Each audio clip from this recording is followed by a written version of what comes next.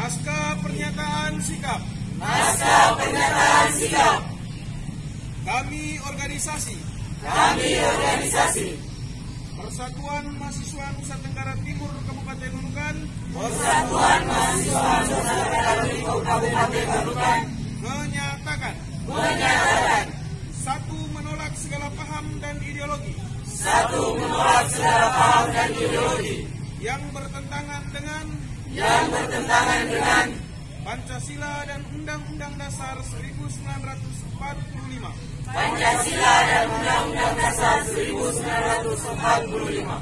Dua, mengajak seluruh organisasi masyarakat adat dan mahasiswa agar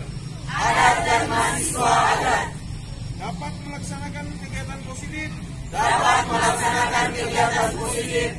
dan menolak politik identitas dan money politik di wilayah Kabupaten Nunukan. Tiga, mendukung pelaksanaan pesta demokrasi yaitu pemilu tahun 2024 di wilayah Provinsi Kalimantan Utara, khususnya di wilayah Kabupaten Nunukan,